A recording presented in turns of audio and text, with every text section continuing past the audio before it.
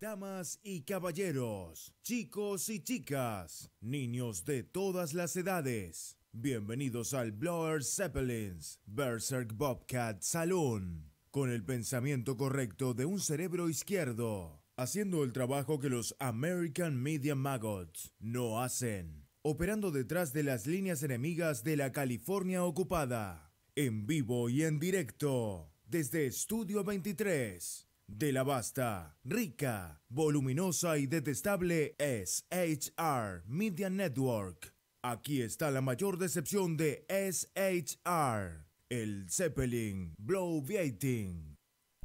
I have come here to chew bubblegum and kick ass. And I'm all I love that intro.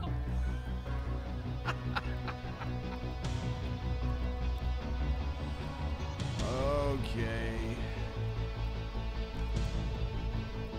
Did you know that there are guys that will read scripts for you like that in Spanish? And the reason that I had that's a standard Bloviating Zeppelin intro done in Spanish because basically that's who controls the state of California. That's who the state of California bows down to. Huzzah, huzzah! All the illegal immigrants lined up in a row waiting to get all their free cheese in this state. Ladies and gentlemen, boys and girls, children of all ages, welcome to the Bloviating Zeppelin's Berserk Bobcat Saloon radio show, live and direct right here on the SHR Media Network in the palatial and sumptuous, take a gander, SHR Media Studios. You gotta build up.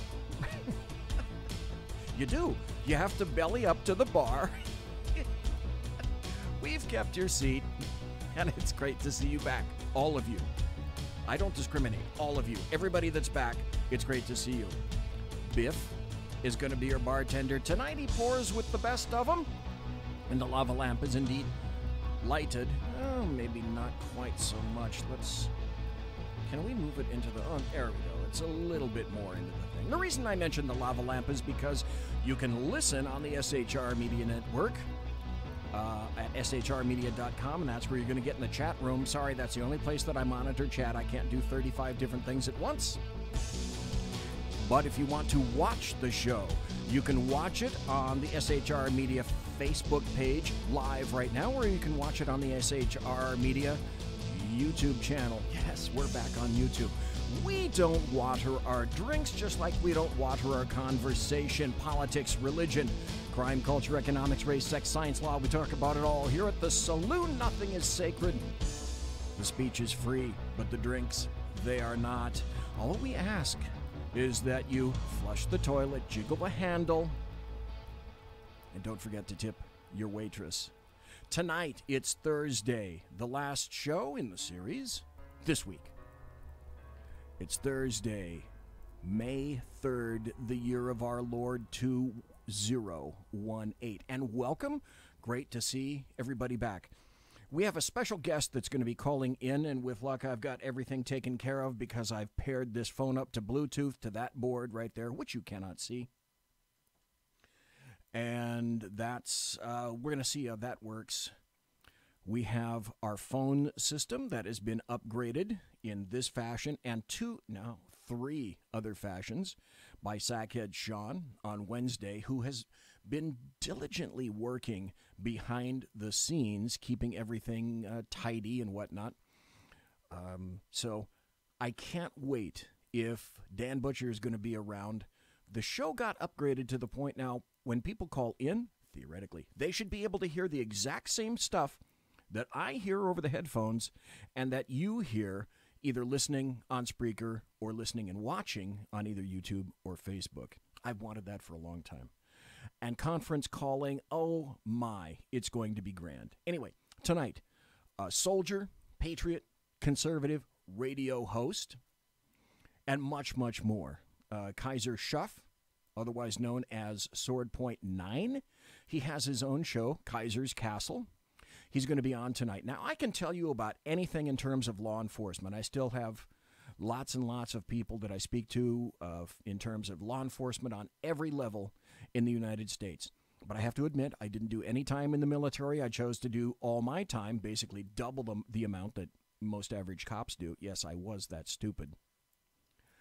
And KAISER SHUFF knows just about everything you can possibly know about the military. He's been everywhere. No, I'm not going to Bigfoot my own show. I'll let him tell you when he comes here. He's going to be here at about 11:15 Eastern Time, 8:15 Pacific Time, and in Bolivia it's 1723 and 724.823.25 divided by pi hours. Bolivia seems to have an odd time system. I've never quite understood that. We're going to start the show, however, as I like to. And I can either start the show with a happy story, or I can start the show with, maybe another Kurt Schlichter article, because he writes the way that I would do if I had that particular style that he does. And tonight, because the massive pussification of this country is well in progress, Kurt Schlichter tonight has written, "Not being a wimp works." Maybe Kim Il-whatever won't denuclearize, but then again, the roly-poly dictator has seemed to come around to our way of thinking. Maybe it's the lingering awesomeness of Barack Obama that led him to acts of unprecedented good behavior. Maybe it's just that he's decided to be a nice guy, or maybe it's because under Donald Trump, the United States stopped acting like a simpering wuss. Wait a minute. This is a visual and an audio. Yahtzee. I just happened to say correct. Wussies and wimps. Why, those are playground words, unfit for a discussion of foreign relations and international diplomacy, except that's entirely wrong. Human nature plays out in the playgrounds. The lessons taught by run-ins with bullies and fisticuffs under the jungle gym are, in many ways, far more important than the hoary discourses about realism and soft power taught in the very best schools and think tanks these days. If someone gets in your face and you break their nose, they don't get in your face anymore. You don't need to go to Georgetown to learn that. In fact, going to Georgetown is more likely to make you unlearn what is the most important lesson of all. Power means being able to make other people do things they don't want to do by hurting them if they refuse. That's reality. Our best and brightest are often taught the DIME paradigm, D-I-M-E, that the components of national power are diplomatic, talking and cajoling, information, messaging and propaganda, military, kaboom, and economic, writing a check. Die is okay, D-I-E, but die is what you'll do if you don't have a powerful M, military. But they didn't put M third merely because putting it first would screw up the acronym. Our transnational elite does not want to acknowledge the indisputable fact that at the end of the day, the guy who can kill you and is willing to do so is going to win. Power is an infantryman standing on a piece of ground, owning it, and the ability to keep him there. Sure, terrorists can pull off a one-time strike, but they can't hold ground. Just ask ISIS. You'll need a medium, though, because they tried to hold ground, and they all died. America has power. But far too long, and for too long, our enemies dealt with a president they didn't believe had the guts to assert it to defend Americans' interest. Oh, the elitists who used to control our foreign policy are not anti-war. They're just anti-any war that serves American interests. We can get into a fight in Libya with all the attendant appalling consequences from Benghazi to the flood of refugees, but only because they know that doing so will do nothing to help our own country. That way, their collective conscience is clear. In their minds, the only good war is one where Americans die for nothing. Tribe A wants to kill Tribe B over who knows where it stands. Let's send a bunch of red staters over to referee that conflict while our non-gendered child Caden takes a gap year finding a Z-self in Tibet. But a bunch of mullahs high on their 7th century apocalyptic garbage want to nuke us and our allies. He better deploy some pallets of cash because we shouldn't ever fight for something as mundane as keeping these creeps from dropping a hot rock on the homeland. Donald Trump has his priorities straight. He has resurrected and embodied the Jacksonian model that fell out of fashion with the foreign policy establishment, but not with the folks expected to pick up rifles and deploy. Andrew Jackson, who Democrats used to appreciate back when they represented the normals who go fight our wars, their new preferred constituencies of fussy social justice warriors and virtue-signaling hipsters would never be caught dead in uniform, was not afraid of righteous conflict, nor are most Americans. Remember the Alamo, remember Pearl Harbor, never forget 9/11. USOBs might get one punch in, but then Americans are going to get up, brush off, and kill you all. You see, Americans are happy to fight if they get a good answer to the perfectly reasonable question that the foreign policy elite hates. Why is this particular war worth me or my kid's life and a whole bunch of money? Americans love to fight when there's a reason. They just don't love to fight when there's no reason, like when our betters don't think that the war they got us into is actually worth winning. America's will was never broken by the Vietnam War.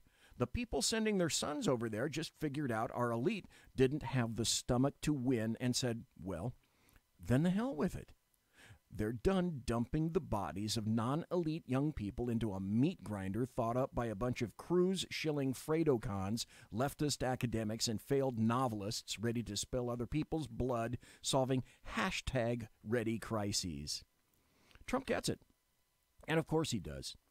He'd never get fleeced like Obama did by Iran, and he will end that deadly charade. See, Trump grew up in the smash-mouth world of New York real estate, not in some milquetoast academic oasis where competition is considered tacky and American interests are secondary to liberal ideology in the eyes of the citizens of the world in charge. That's why foreign policy liberals get rolled. They imagine our enemies are as weak, feckless, and afraid as they are. Trump and Kim Jong, licensed to ill, understand each other not because they are moral equivalents. Our morally bankrupt elite believes that, but because for good to prevail, it needs to be ready, willing, and able to kick evil's butt. Trump has apparently made the simple, crude, and utterly obvious play by leveraging American military power to force the North Koreans to the table. Sure, there's diplomatic pressure by way of China, information operations designed to destabilize the regime, and promises of money to allies, but at the end of the day, it's our military that gives our enemies pause. Trump's vision and his intent are absolutely they're clear. Conform, or the United States will kill you and flatten your crappy little country. Fire up that seance to ask ISIS how defying a Mattis-powered U.S. military works out, fat boy. And the dictator appears to be conforming without a shot fired. There's a lesson here. It's a lesson that was never learned by our betters like Ben Rhodes and Susan Rice and all the other bloody-handed fools who managed to hobble the most powerful nation on earth for nearly a decade at the cost of hundreds of thousands of American and foreign lives. The United States is powerful because it is strong, but only when it is ready, willing, and able to use that power to serve America's interests. The world saw Barack Obama was weak, feckless, and afraid. It sees that Donald Trump is none of those things, so it fears him. And because of that, we may well have peace. A rather sagacious article by Kurt Schlichter, which is why I read him here. I keep saying this. I'm going to have him on the show. Problem is right now, or maybe the good thing, I don't know, maybe the good thing right now is that he's in the process of just about releasing, I should say, his third book. He has 2 books out right now, and soon to be a third. And he's done rather well. Let me back up a little bit. I should tell you that Kurt Schlichter lives in California. He lives in Southern California. He's not a D.C. warthog. He hasn't grown up around the D.C. crazy mindset, although he is living around the California crazy mindset. But having said that, and because he lives in California, he sees, and all around him every day, and me, are the perfect life lessons of what not to do when you're in a state. So his books, essentially, or I should say his book, they're pretty much nothing but treatises on, what would happen, for example, if California happened to secede from the Union. And that's what his books are about. Now, let me stop right there, because I happen to have KAISER SHUFF on the line right now. And, sir, can you hear me? Yes, I can. Okay. Biff, can you hear me? Yeah, let me turn you up here a little bit because the volume's a little low. Okay, great. So we're talking about Kurt Schlichter. Now we're going to talk to the guy that I promised would be on tonight, KAISER SHUFF. But let me do a little bit of an intro, because my guess would be that a lot of folks in the studio right now, there's only one person in the studio, but the people listening right now don't have any idea really who you are, and I want them to become familiar with them, know who you are. So tonight in the Saloon, I have the distinct honor of speaking to an individual that I happen to find on Facebook, a place where I don't customarily find people because, as everyone familiar with me already knows, I am a techno moron, and I still don't know how to operate Facebook with any real form of competency. So, live and direct from the East Coast, Virginia specifically, I'd like to welcome KAISER SHUFF, otherwise known as Sword Point 9, to the Berserk Bobcat Saloon. Now, when I say that KAISER is a man of intrigue and danger, and I'm sure he wouldn't quantify himself that way, I'd like to point out what I consider to be some obvious commonalities between us. We're both patriots, and we are both warriors, just in different venues. We've both served our country in various ways, and we are brother sheepdogs, silverbacks, and oath keepers. You'll find, after listening to him tonight, that KAISER is a true conservative who has served his country in many, many ways and in various forms. We're going to get into that.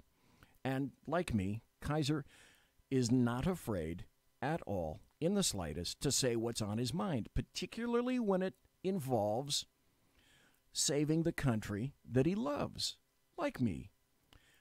He has his own radio show and his own YouTube channel under the name Sword Point 9, and it's called KAISER's Castle, where he says, hey, take a seat on his big orange couch, pour a coffee, relax, and listen. I could try to give you KAISER's CV, his background. I'm not even going to try. It's that complex and that in-depth. So with that kind of small, paltry introduction, I would definitely like to introduce and welcome KAISER SHUFF to the Saloon. Good evening, brother. Good to hear you. Hey, it's great to be at the Saloon. I'll end up at the bar, my friend. Yeah, the only thing and you know that I say this, I'm just a regular guy.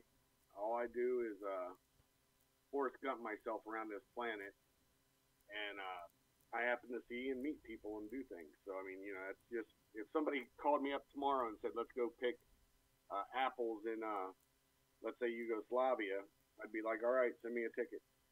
So that's pretty much how I roll. To say that you meet people and do things, yeah, I'd say that you meet people and do things. Our paths, the funny thing is that our paths are unified, but at the same time, they're kind of divergent. I spent 41 years in law enforcement, working for federal and local California agencies. You chose another route.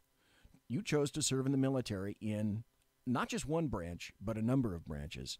But what we share, however, is the commonality of patriotism, of love of country, of sacrifice. And these sound like pablum words, but they have true meaning to people that do this.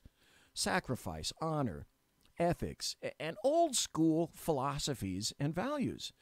There is so much to get into, but first, I just like to start at the start. What I do for guests that are on the show for the first time I like to go a little bit into their background, and then, you know, later when folks get to know you and know who you are, how you roll, what you represent, then we get into the politics. I have you back, and then we hit everything in a two-fisted fashion. But first, I'd like to start with, hey, where were you born? Where did you grow up? Okay, I was born in Columbus, Ohio, myself and a twin sister. We were both bastard children. I grew up in a trailer park. My mother took care of us, and we were fine, you know. But I never really had a father. So going into the military at 17, the Army first, you know, I was fortunate. During that time in the 80s, they were into mentoring. And that meant your NCOs would take you under, an NCO, some NCO, would take you under their wing. And what they would do is instill honor, integrity, the virtues of being a man. And so that was a wake up and a growing up for me. And so after serving in Europe and then Adak, Alaska, Naval Air Station, I went into the Marine Corps at 20. Okay. And during that time, I went through boot at Paris, Paris Island. So people don't get it twisted, like I went to Marine Corps boot camp in Paris, right? France. Just like any other good frog. Exactly. It's with 2 R's, not with one, folks. And anyways, after that, I went out to Lackland Air Force Base. I was a military policeman in both branches, field military police. I specialized in Europe. I also did nuclear security and physical security. Then in the Marine Corps, I was on the SRT team. I was with 1st FSSG, Force Service Support Group. That does not even exist in the Marine Corps anymore. There was 1st, 2nd, and 3rd FSSG back in the day. I did a RIM pack, which is a Rim of the Pacific, and a West pack on LPD-9 to USS Denver. I've 1st Gulf War I served in, and that was in the Kingdom of Saudi Arabia, Ras Al Jabal, on into Kuwait, blah, blah. Who cares about that, right, guys? And then after that, and during that time, I've been to Thailand, Korea, the Philippines, Japan. I was stationed there for my final year. Got out of the Marine Corps after my 4 years, had a good time, like I said, but I went into the National Guard for my state. And while serving there, I got a couple different MOSs, and went to a couple of really good units. And I was also a union iron worker, putting myself through college. Wow, okay. So I was building it. Yeah, if you go through Columbus, there's probably not a bridge you'll pass over that I didn't have a hand in, because I did tie rebar, what we called rods. I did rods. Right. And I also did machinery moving and structural. I specialized in detail work on structural. I was not a high roller, so don't get that twisted, please. Okay. But after that, I went to work for the federal government. My first agency I never talked about because, a lot of things. But then I went to work for Defense Logistics Agency as a police investigator, an investigating police guy, federal side.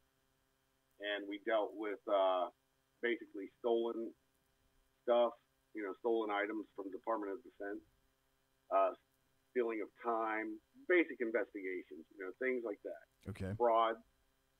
And then after that, went into Immigration and Customs Enforcement, God. contracted. And that was in the port of Detroit field office. And then after that, I've been to Iraq as a contractor 4 times, Afghanistan 4 times, Indonesia. I got to look at my passport. Anyways, Turkey, Kuwait, Dubai. I mean, I spent 1/4 of I'll be 50 this year, so I spent 1/4 of my life in the Near East. I specialize in anti-terrorism and PSDs, and I've done a couple static gigs. Usually I run that stuff, but we'll see. We see what happens. Okay, let me understand. Let me understand so that everybody knows. You were in the Army first, correct? Okay. And you mentioned Lackland Air Force Base. That's associated with the Air Force. Were you actually in the Air Force? No. Okay. No. Lackland was for, at that time, now military policemen go to Fort Leonard Wood, Missouri. When I went into the Army, it was one station unit training, okay, as a military policeman. That was at Fort McClellan, Alabama, which is now closed down. It got hit by a brat. The only two things left at Fort McClellan now are the Live Nerve Agent Training Center, and that's being run by Homeland, I believe, now. Okay. And the Polygraph Institute, which any polygraph examiner who's worth their salt will go through. You know, they do have little courses places there, but that's the major place where polygraph examiners go still. Right. And it was there when I was there, too. In the Marine Corps at that time, we had come in, and our commandant was General Gray, and he was fixing the Marine Corps from the previous commandant. And the previous commandant had moved us from going to Fort McClellan as military policemen to Lackland Air Force Base. So we went through their elite course, a law enforcement course at Lackland Air Force Base. Okay. And that's why, I mean, you know, it's not like I was in the Air Force. I was in the Marine Corps at that time, but my certificate is from Lackland Air Force Base, Department of the Air Force, and it says, you know, USMC/Navy law enforcement. So in terms of the military, there almost isn't anything that you haven't done in a general way, or almost any place that you haven't been. You served in the Army, you served in the Marines, you served for the National Guard, you served as an MP, you served across the pond, and then you came back and served as a federal law enforcement officer working for ICE and conducting investigations as well. So you've probably been to Quantico. No. You haven't been to Quantico. Okay. FLETC. Okay. Federal all right. Law Enforcement Training Center. Okay, you went to FLETC. Got it. Okay. So you went I've been through Kroll. Did you go to the FLETC in Brunswick, or did you go to the other ones in Brunswick? Okay. All right. In Brunswick. Glencoe, Georgia is what it's called. Right, exactly. Because it's in Glenn County. Glenn County. Yep. Yeah. They just named it Glencoe on the paperwork. All your paperwork is Glencoe, Georgia. Okay. And then you mentioned... And it used to... I'm sorry, go ahead. It used to be a naval blimp center. A lot of people don't realize that. That's why when you go on the driving pad, it's done circles because that's how they would moor the blimps in there. Yep. I've been to FLETC, and I taught driver training there, and I took my instruction from there, that one of a number of courses there. Range 9 is my favorite driving course, where it incorporates everything, but they drive on runways where you can chat up to about 80, 85 miles an hour or better on some of those courses. And then they have a multi-block course.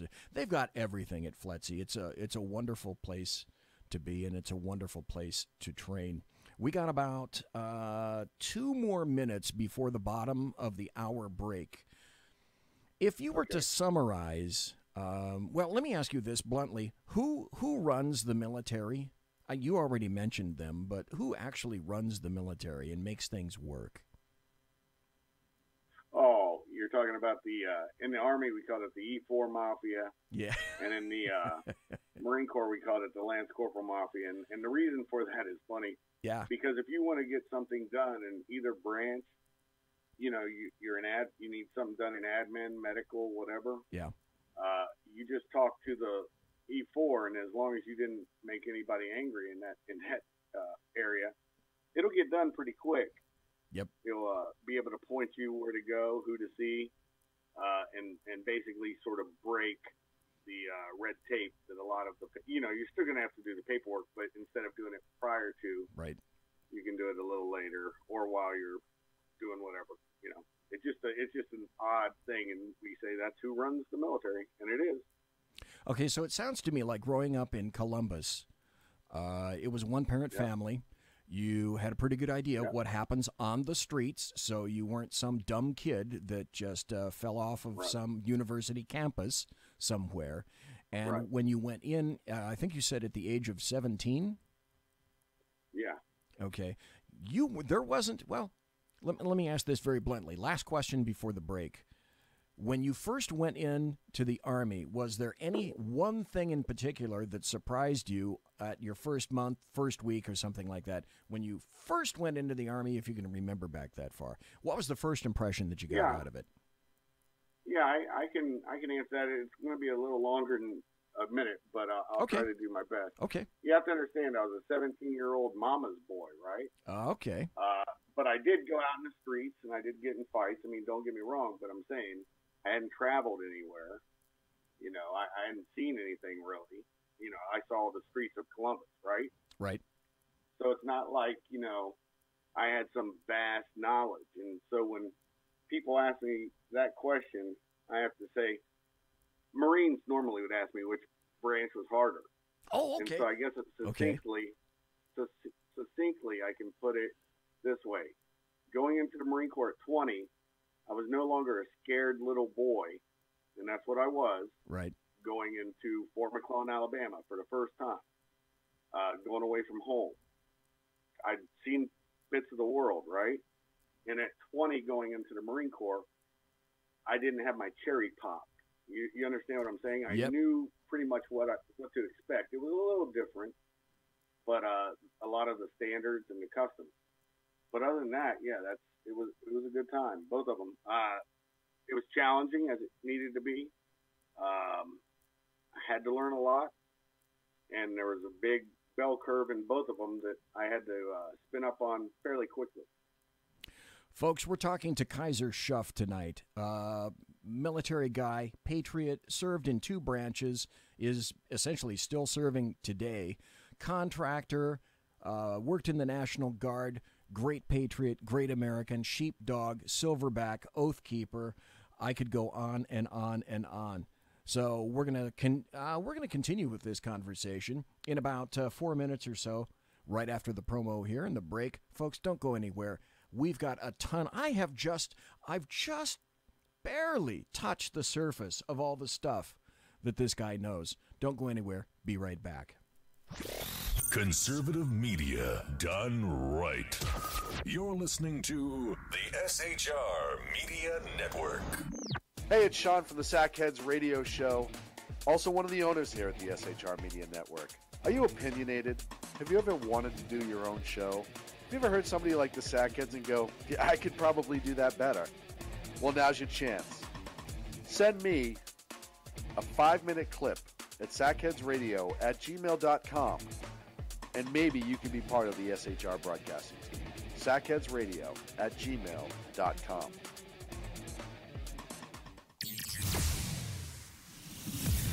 Broadcasting behind enemy lines in occupied California, a mere 2 miles from the state capital, the bloviating Zeppelin's Berserk Bobcat Saloon radio show can be heard every Tuesday and Thursday night at 8 p.m. Pacific and 11 p.m. Eastern, only on the SHR Media Network. Go to shrmedia.com to listen. You can also watch on the SHR Media Facebook page and the SHR Media YouTube channel. No goldfish were abused in the making of this ad.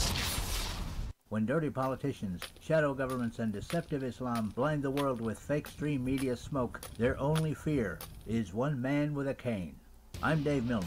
Join me through shrmedia.com, highplainstalkradio.com, and the Western Free Radio Network at Spreaker, YouTube, and iTunes for a different perspective weekly on the Unpleasant Blind Guy. And catch me on Jeff Mitchell's EDL Radio on blogtalkradio.com. There's no surrender ever, because truth is not always pleasant. Hey guys, it's Sackhead Clint. I'm excited to tell you about a brand new show here on the SHR Media Network. I'm teaming up with the one and only all-powerful, the bloviating Zeppelin, sitting here to my left, bringing to you a fresh new show here on the network. It's Against Tyranny, and we'll be picking up where the Sackheads left off. Excited to be with you, sir. Sackheads Against Tyranny. We're going to chat. We're going to chat Wednesday nights. S-H-A-T. Sackheads Against Tyranny. Wednesday night, 11 p.m. Oh, it's the same time, right? 11 p.m. Eastern, 8 p.m. Pacific. Same SAC time, same SAC channel. Yep. SHRmedia.com. See what I did there? It's your business diva here, Melanie Collette. I am inviting you to a front row seat as I discuss some of the most intriguing details of wealth and finance with today's movers and shakers in the world of business. Listen in and discover financial truths on a global, domestic, and household scale. Uncover topics that will impact your wallet today and in the future. Money Talk with Melanie airs Monday through Friday, 5 p.m. East, 2 p.m. West, right here on SHR Media and High Plains Pundit Talk Radio. You can't afford to miss it. Human by race, Christian by faith, American by nationality, and conservative by choice. Reverend Ralph J. Chittum Sr. is the right guy on SHR Media from 8:05 to 9 p.m. Monday through Friday. And if on the rare occasion I am ever wrong, I will still always be right. The right guy on SHR Media. Hey, this is Michael Wright. And I'm Shannon Wright. Join us for The Right Way with Shannon and Mike, Monday through Thursday from 7 to 9 a.m. right here on SHR Media. Why are they joining us? For fun things like sports, politics. Oh, maybe some news and entertainment? And all kinds of other things. Money and recipes and events, all kinds of stuff. Yeah, so join us Monday through Thursday, 7 to 9 a.m. here on shrmedia.com. Hey, BZ. So the plan's working. You got rid of Sacco. Sean is now stepping away. I never even saw him. And I know, and insidious. Insidious. You know, we talked about this for, for the last 3 years, and finally coming to fruition. You know I'm still in the room, right? It's almost like he's here still. Did you hear that? Yeah, it's kind of. It's amazing. It's kind of at you. It's kind of eerie. Poltergeist. Like a poltergeisty thing. Yeah, sackheads against tyranny. You're listening to the SHR Media Network. That's correct. Ladies and gentlemen, boys and girls, children of all ages, you are in fact listening to the Bloviating Zeppelin's Berserk Bobcat Saloon radio show right here in the sumptuous and palatial SHR Media Network studios, 2 miles from the locus of evil on the entire West Coast, the Bill Mill, the capital of California, where issues nightly and sometimes during the day the odoriferous scent of sulfur and brimstone just because of the nature of evil itself.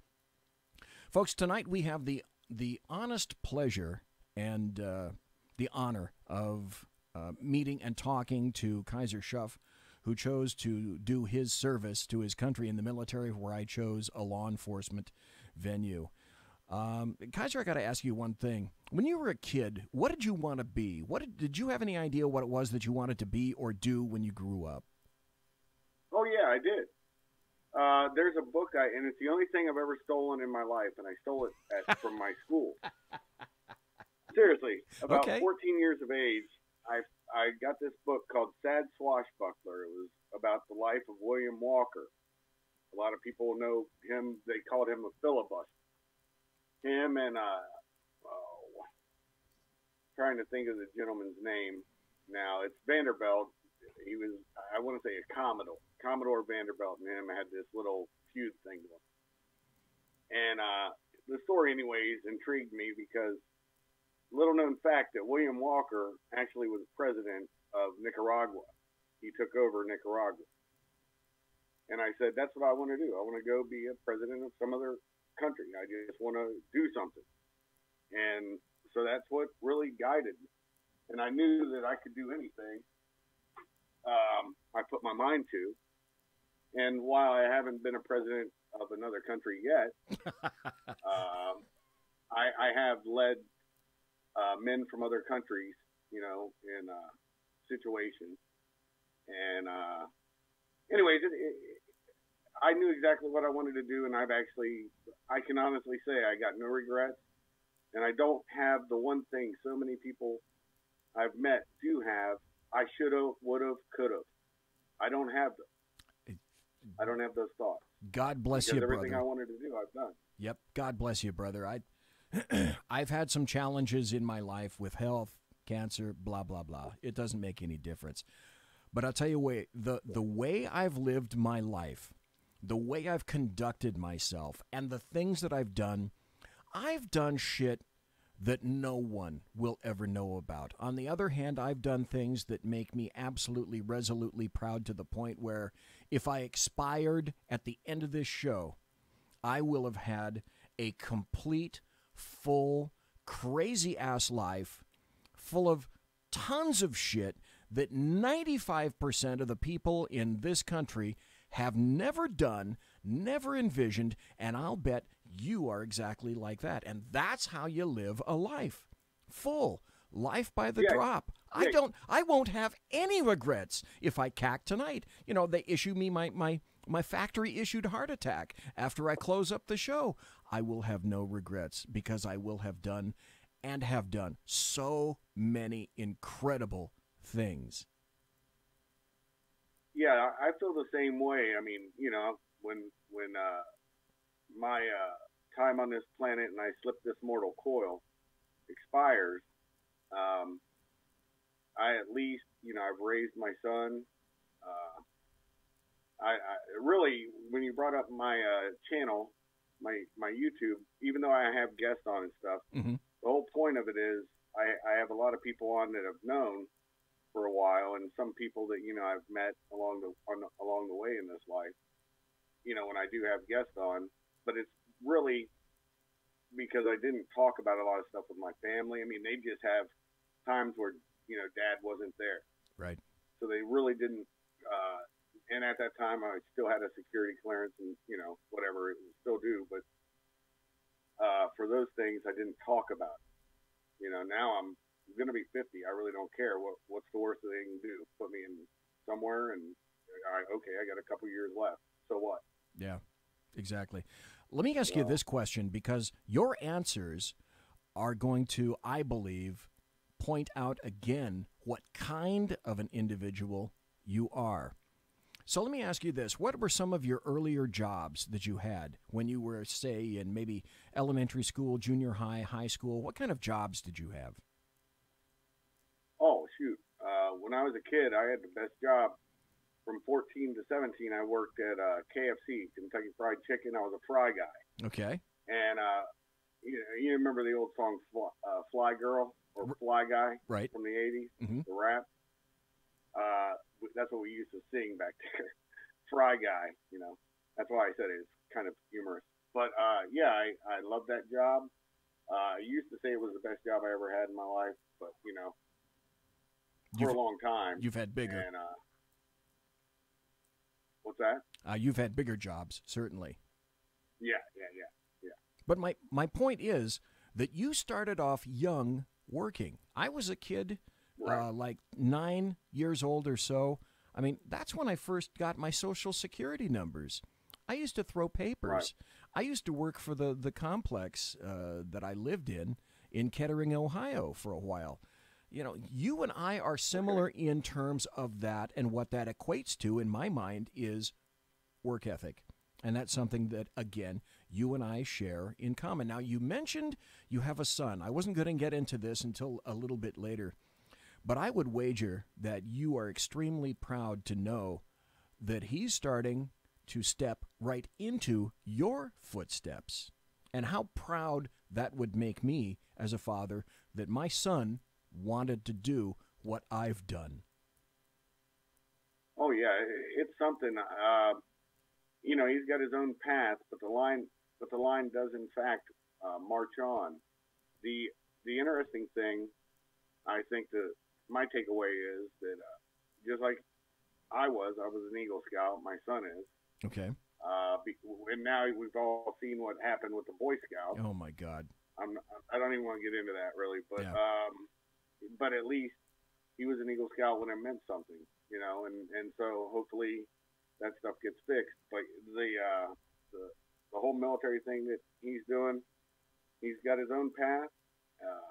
All I'm trying to do is just let him ride that path. That's his path. I can't control it. Now, if something were to happen to him, like kidnapped or something overseas, you know, then Daddy would get busy. But other than that.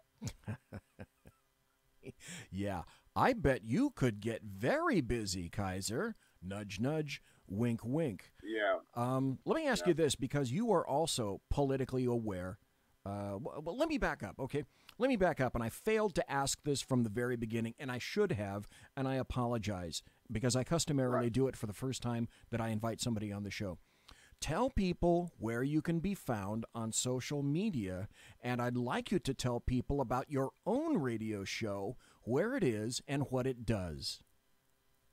It's on YouTube.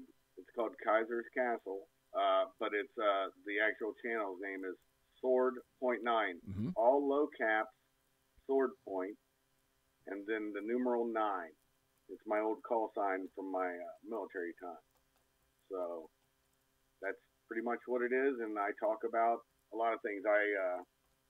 Well, we can talk about that stuff, I guess, later. But you know, I've been prescient for a long time, and usually what I'll talk about on my channel, you'll see a month or two later. It's actually going faster now. It is. So, yeah, it is, because with the Korea thing, I put it out now where they're going to actually do it is actually the right. But I did not see the meeting of Moon and Un happening so quickly. Yeah, who could have forecast that? But it's very interesting that you mention that you have a bit of prescience about you, and I would say the same revolves around myself as well in some matters. But I also submit that that's because you and I have so much requisite training, education, and experience that with all those things combined, we have the ability to forecast, if you will, a little bit about what may actually occur next. God, I have so many questions, tons and tons of questions. The next one would be, you're obviously politically aware now. Do you remember that there was any particular event or any particular time or any incident that make you go, boom, I really do need to be politically aware? Honestly, when I'll tell you, I know the exact time. Okay. It was August 2nd. I was, and this would have been First Gulf War, 1990. Right. 90 and 91, yeah. August 2nd. I remember Saddam Hussein meeting with the ambassador at that time for Iraq. It'll come to me. I'm getting old, folks, so I'm going to have to think to remember her name. But anyways, what ended up happening is she told him it's an Arab-to-Arab matter on the invasion of Kuwait, and you guys, handle it the way Arabs do. And then he invaded. She knew how Arabs do. And then all of a sudden we got put on lockdown. By August 7th, we were lock, stock, and barrel in the port of Ras Al Jabal. And I keep wanting to say April Gillespie, but that's not her name. It'll come to me. Okay. Anyways, wow, I can't believe I'm mind dumping her. But anyways, that happened. And so when that did happen, I was like, I better start paying attention. Before that, life was a party in Europe, man. I mean, the wall was still up when I was in the Army. ADAC was a challenge, because it's just a small island. There wasn't much to do, honestly. But there was cool stuff we did. I mean, whatever. And then in the Marine Corps, it was still kind of a party for a while. And then, getting shipped off to my first war. And, of course, talking about it with NCOs and everything, we were all like, man, we could have trained harder, even though we were really training hard. For our unit was massively training all the time.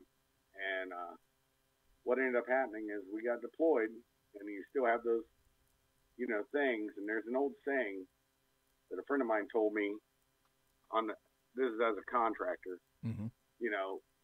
Some dude was complaining about this, that, or the other. And I looked over at him and I said, man, just chill out with that. And I said, we're working with what we got. And this South African brother of mine looks over and he goes, you can only fuck with the cock you got. And so that's pretty much, that's been my credo since then. So that's just my POV. Okay. On it. That leads into this next question, and I told you that I was going to ask you this because it's affected me incredibly, and I would expect that there are situations that have affected you in such a way.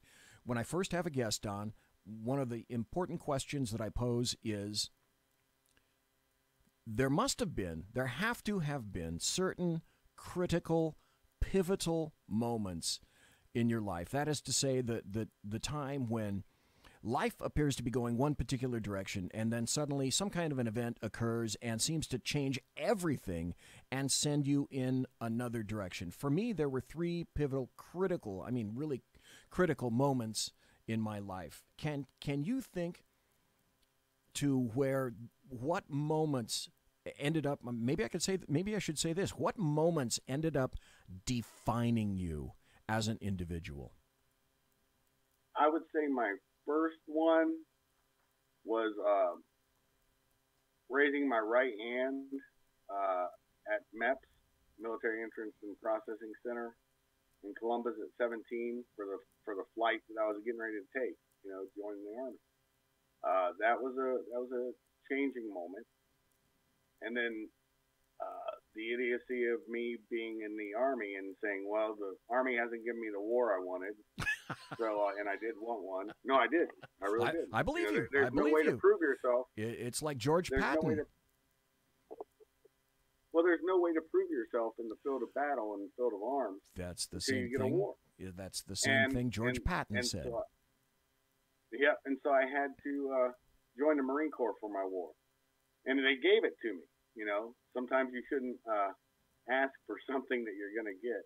Yeah. But it was like I said, it wasn't all bad. I'm not going to hate on it. I mean, there's some issues we can talk about sometime. But the thing about it is my third and final was when I left. Let me see how. When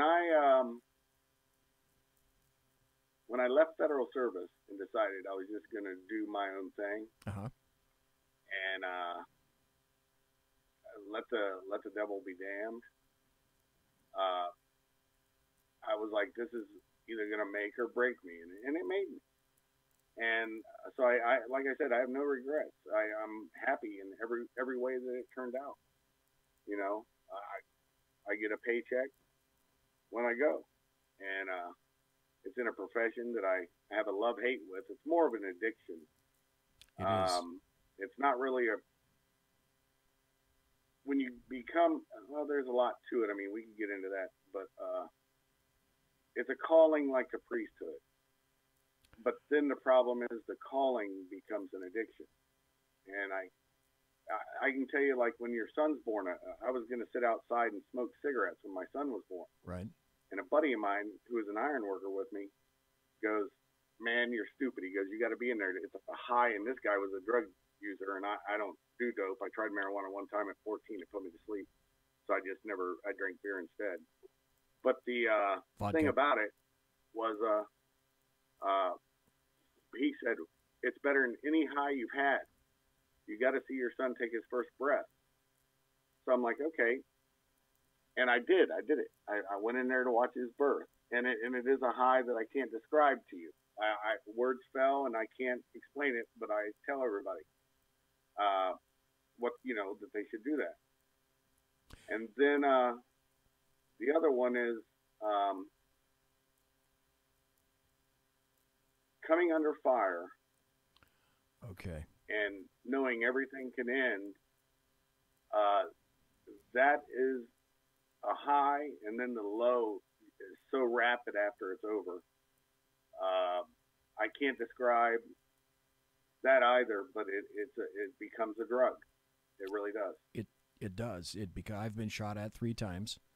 I told this originally, and I ended up shooting and mortally wounding somebody back in the day, so to speak, and got raked over the coals for it. But it's doing what you do, doing what I do. It's really interesting that you mentioned that it's kind of like an addiction. I doubt you've heard of the dude, but there's a guy that I had on the show, an author. His name is Matt Betley.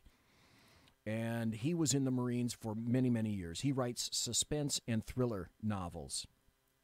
And he quite easily, he'll tell you all day long that he became an alcoholic because he got going on the high of being present, of the action, of the danger, and that addiction to what he enjoyed translated to another addiction that he had to beat and constantly has to fight today. So I find that very insightful about what you said, about what you do, what we both have chosen to do, and how if you don't keep a handle on that fucking rattlesnake, it is going to bite you, and it is going to bite you very, very seriously. It's an addiction that guarantees your death. You know, I as I tell my wife and my son, you know, what way would I rather die? Would I rather die sitting on the couch, crossing the street? Would I rather die on my 2 feet, doing it live on both feet, and taking some? Yep. You know what I'm saying? I know exactly. And I think that's the way to do it. You know, you can't fuck around in the game. It will bite your ass. I've been wounded before. You know, it's just life, man, and it's one of those things that, you know, it happens, and then you whatever, and then you go right back to doing it again. Yep. So, I mean, you know, it's not even pain won't stop. Almost. I don't know. Almost the textbook definition of an addiction, just in and of itself. We got about 4 more minutes before the bottom of the hour break. And around here, by the way, I'm talking to Kaiser Schuff, folks, a patriot, a conservative, a wonderful American who has served his country in 2 separate services. He's been a contractor. He's been working for the federal government in ICE, Immigration and Customs Enforcement, been lots of places around the world that he can't really talk about. And for the last question before we take the bottom of the hour break, if you had to name, if you had to throw something out there, where what one thing do you think people should know about you? Oh, that's an easy answer, and it's quick actually. It's succinct. I am the ringmaster of I'm one of the ringmasters of the 3-ring circus of the shit show. If it's that bad, you know, then that's how I do it. You know, I do it live on both feet, and I'm here for your entertainment. And that's how I look at it, even when I'm doing it out there. You know, I got my job to do. I got my stuff to do, whatever I'm doing. But I also realize this is for your entertainment. You know, I get paid to do what I do. And I'm not a soldier anymore.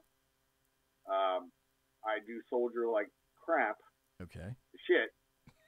But anywho, that's super easy answer because that's all I am. You know, if it's bad, then usually I get a call, and that's kind of how it rolls. If I were asked the same question, the first thing that I would say in reply is 2 things. I am the captain of my soul, and I am the master of my fate. Whatever it is that I've done it because, and I don't want to break out in Frank Sinatra or anything, but I've done everything that I've wanted to do because I wanted to do it the way I wanted to do it. I've lived life my way. I've danced a little bit to the tune of some other people. That's the way life goes. But at the end of the day, when the end of the day comes for me, and it will, I did it the way I fucking wanted to, when I wanted to do it. And that's exactly my thought process.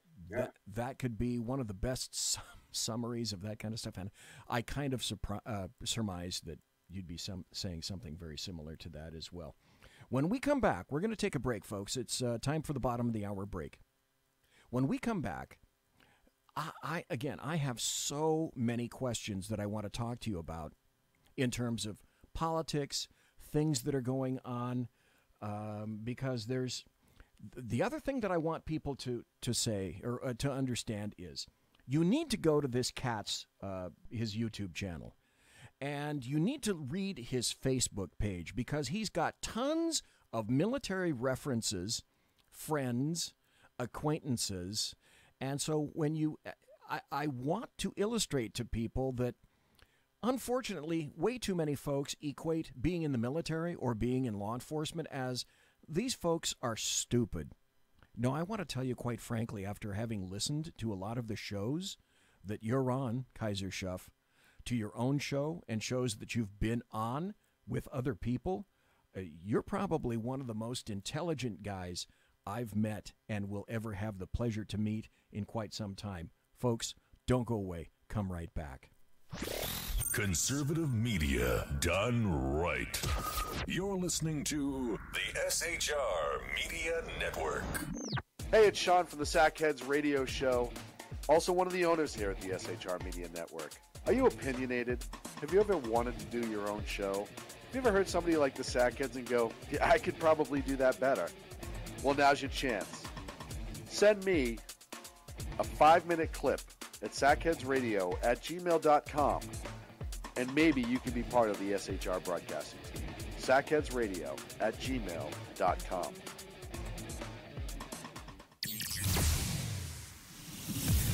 Broadcasting behind enemy lines in occupied California, a mere 2 miles from the state capitol, the bloviating Zeppelin's Berserk Bobcat Saloon radio show can be heard every Tuesday and Thursday night at 8 p.m. Pacific and 11 p.m. Eastern, only on the SHR Media Network. Go to shrmedia.com to listen. You can also watch on the SHR Media Facebook page and the SHR Media YouTube channel. No goldfish were abused in the making of this ad. When dirty politicians, shadow governments, and deceptive Islam blind the world with fake stream media smoke, their only fear is one man with a cane. I'm Dave Milner. Join me through shrmedia.com, highplainstalkradio.com, and the Western Free Radio Network at Spreaker, YouTube, and iTunes for a different perspective weekly on the Unpleasant Blind Guy. And catch me on Jeff Mitchell's EDL Radio on blogtalkradio.com. There's no surrender ever, because truth is not always pleasant. Hey guys, it's Sackhead Clint. I'm excited to tell you about a brand new show here on the SHR Media Network.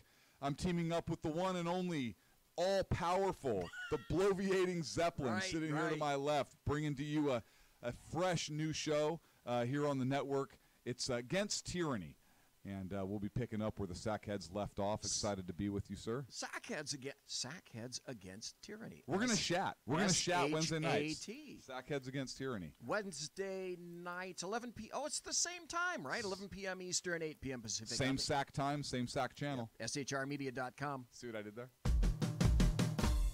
It's your business diva here, Melanie Collette. I am inviting you to a front row seat as I discuss some of the most intriguing details of wealth and finance with today's movers and shakers in the world of business.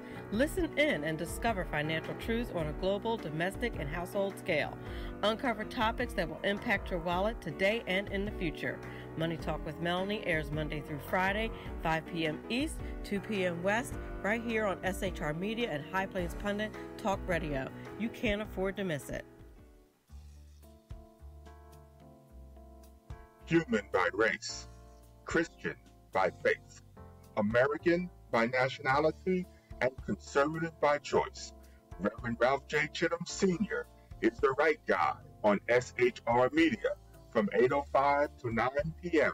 Monday through Friday. And if on the rare occasion I am ever wrong, I will still always be right. The right guy on SHR Media. Hey, this is Michael Wright. And I'm Shannon Wright. Join us for The Right Way with Shannon and Mike, Monday through Thursday from 7 to 9 a.m. right here on SHR Media.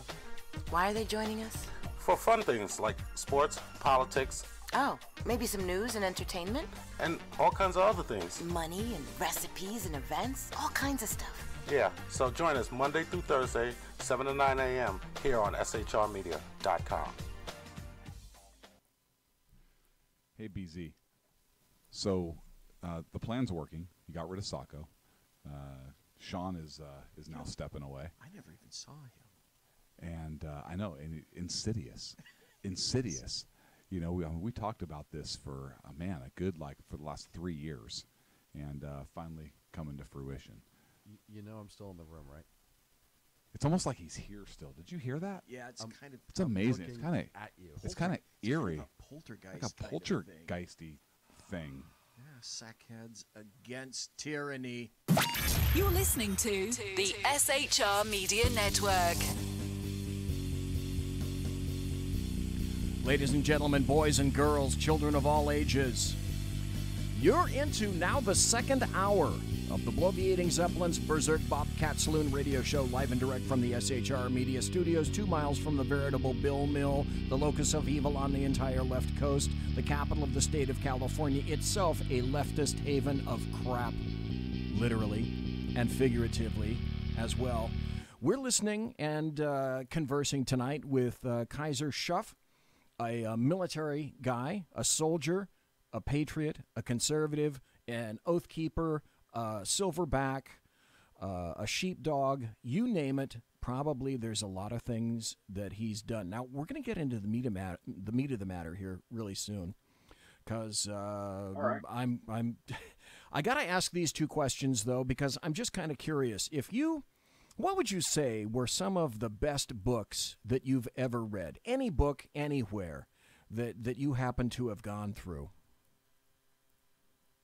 I would say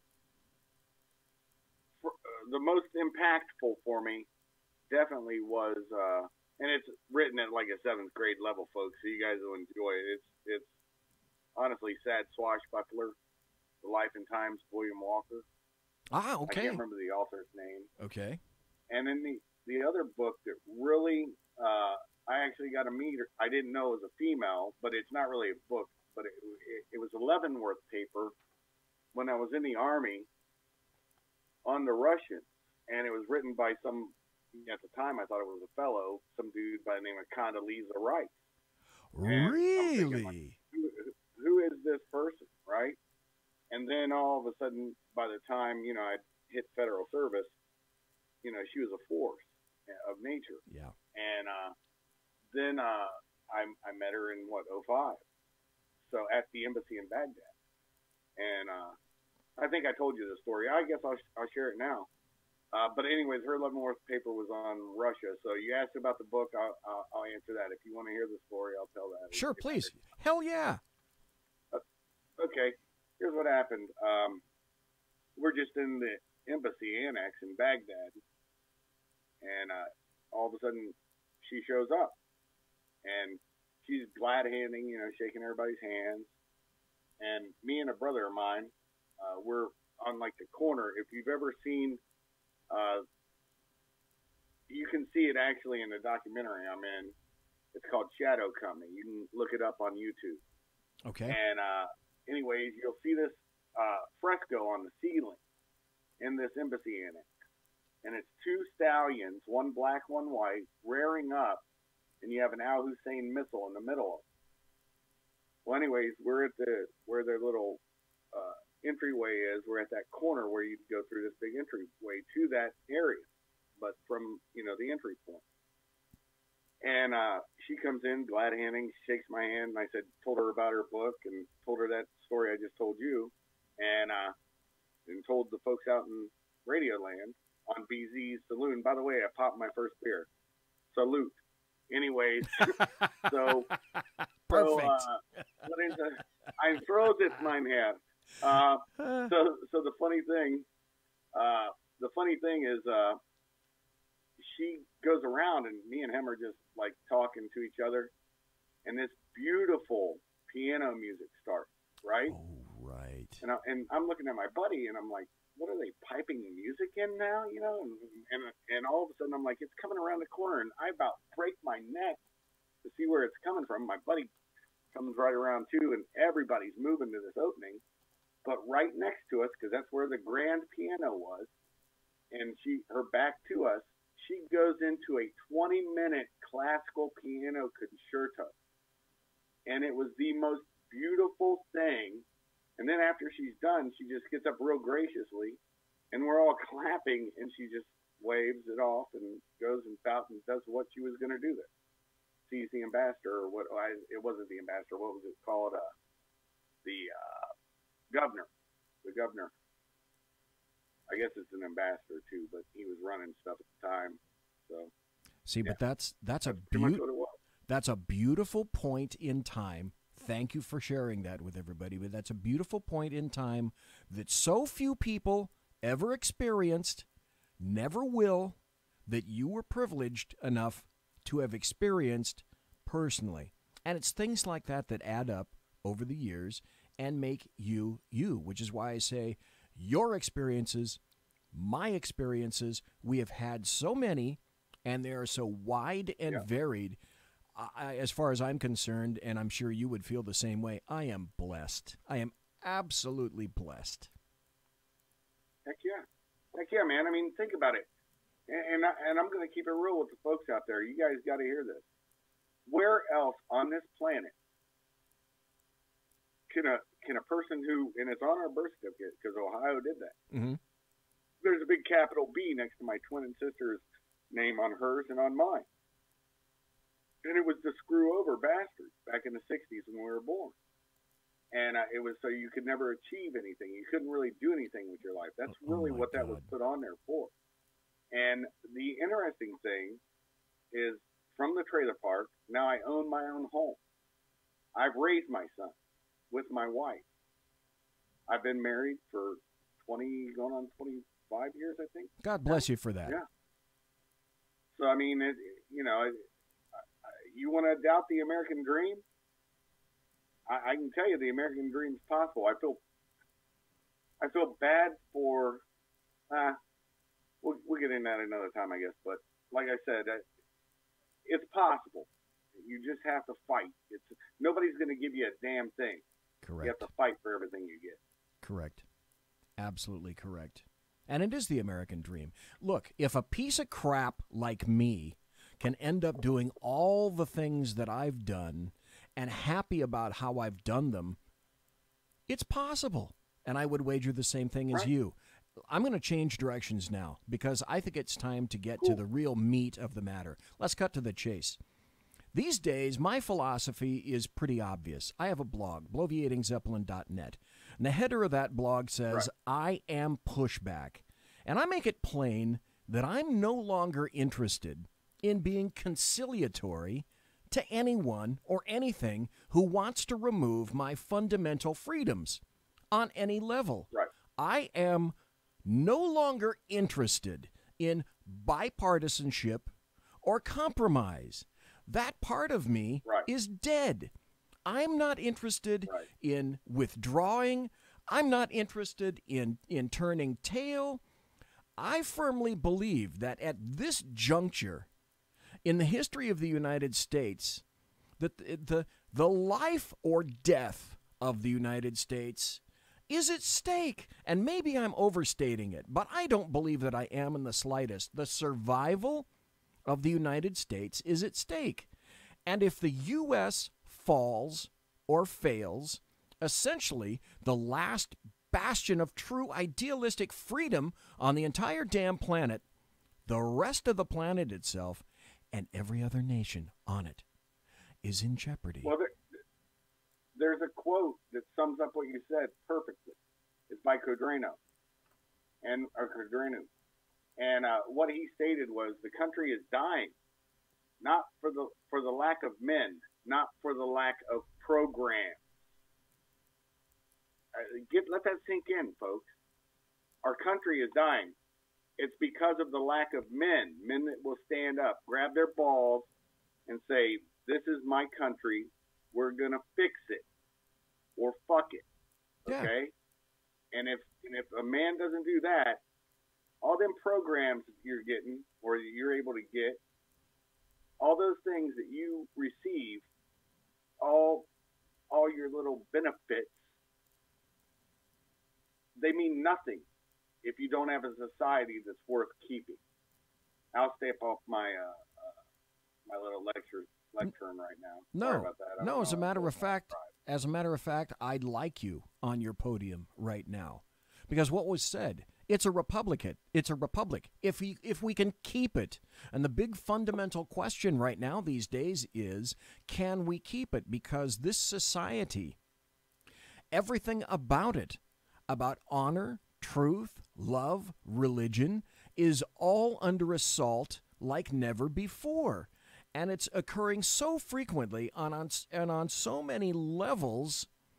This country has been fucked for the past 8 years by essentially a communist/socialist who grew up in that kind of an environment, and it's up to people like you and me and the new generation of people growing up, and they're not all bad, just like your son, but it's going to be our responsibility and the next generation's responsibility to unfuck what has occurred to this country. And just at the time when leftists, Democrats, and the American media maggots, they've had their way for so long, they are doubling down and insisting that they double down on even moving further left. Hard to port. Because that worked so well in 2016, I'm sure. That's what I've been pushing on people from I'm a Gen Xer, right? Right. Well, there needs to be mentoring happening, and I've done it. I've mentored people for both the millennials. First off, it's impossible to mentor your son. You have to be a father. Mm-hmm. You can't be his friend. You Oh, can't be. Well, now he's joined. God, Now he's correct. joined my. Now he's joined my fraternity, so he is my brother now, technically. Yes. But he's still my son. And so, with that being said, BZ, I want to put out a challenge to everybody on your radio show to try to mentor somebody. Mentor one of the millennials. Mentor even a Generation Z. And make sure to instill that sense of toughness, that sense of honor, that sense of loyalty, that sense of integrity. All these things that make us who we are. If you feel you have something to give, and mentoring has to be done in the most honest of ways. My mentors taught me this. My first one, he said, look, I'm going to give you everything I can give you to be successful. But he said, if ever there's a time you need something else that I'm not giving you, find another mentor. I'm not going to get ass hurt. You find another mentor, get from him everything you need to get from him. Once that happens, you continue to do that. And there should never be ass hurt from either. If you're mentoring somebody and you know you've given them everything and that they need to find somebody, you need to have the honest conversation with that person.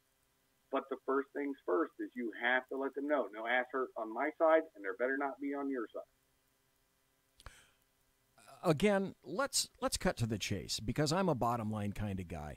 And again, so many people call me a tinfoil hat wearer for even suggesting this. But I clearly believe that the best indicator of future performance, or the lack thereof, is what's occurred in the past. And people who are not familiar with history, like George Santayana says, are doomed to relive it again and again. So if we don't study history, we're in a vicious, never-ending cycle. Now, that having been said, because I'm a bottom line kind of guy, do you foresee a possible American Civil War on the horizon? A terrible question to ask, but I'm very curious. This is not tinfoil hatty, and it's not even up to debate. Honestly, you have to think about it in this term. You remember Weimar Germany? How Yes. it was. Yeah, right? the Weimar Republic, Decadent. where if you had to, in 36 or 37, where if you wanted to buy, for example, a loaf of bread, it took a wheelbarrow full of cash to be able to go get it. Oh, good times. But they don't tell you how decadent it was, because people were the first transgender operation occurred during that time. People don't realize it. It was very decadent, very depraved. I don't want to get into specifics, but it was about drugs and sex, okay? It was like that, and we have become America. Here's the issue: people talk Civil War. I make my living in failed states. I know what Civil War looks like. I know what retribution killings look like. Exactly. I know these things, okay? And if you think the highways, first off, we all know the highways of our nation were built for defense department. Yes. Okay, that's a fact. You could land a jet and get underneath a bridge, and you got a little place, a hangar, ready-made hangar. Also, the rings around the city. Every city has that little roundabout, that encircles their entire city. Think about why that is. If it goes down, that city will be cut off from anything coming in or going out without proper paper. This is not tinfoily. This is what actually, look up, you can find it in FEMA's handbook, You can find this stuff out. I mean, we used to have something that we had to train for in the Guard and in the military, and it was called the Bubba effect. And the Bubba effect is, let's say your sister was in, I'll just put it into terms that actually happened, except this incident didn't happen, but you'll see what I'm saying. Let's say your sister got killed during 9/11 when the towers fell. No matter how you think they fell, that's what happened, okay? And so you go into a gas station and you have somebody who's Indian. They could be wearing a turban, but you don't know that because you haven't traveled anywhere. I just stuck around Ohio. I never went anywhere. And I see this guy and I'm having a bad day. My sister just got killed. I shoot the guy, He says something off color or whatever, and I shoot him. Well, here's the Bubba effect. The police come to arrest me for doing that. When the police come, all my neighbors know my sister died. They know this, that, and the other. They know me as a good guy. And when you start to put handcuffs on me, my neighbors go, no, you didn't protect him. You're not arresting him. That's the Bubba effect. Because now from one incident, and it is that easily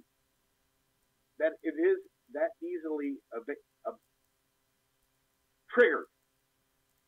It is that easily triggered. I was in search of a word and I found it. Okay. It's that easily triggered that will rip that micro thin veil of civility away from a nation state. Anyways, I'll step off my left. I want you on it to continue, because we'll continue on that. You are absolutely correct. I call that the thin veneer of civilization, because once you poke that envelope and somehow you puncture that thin veneer of civilization, the gloves are off. Okay, so let me go to the military. It's like a female hymen. Once it's broke, cherries pop. It's not coming back. No. And on that vein, okay, we know, and you are ever more intimately acquainted with it than I ever will be, and I have to admit, when I know somebody who's an SME, a subject matter expert on a particular area, yours is clearly the military. The military has taken massive hits, in my opinion, over the years.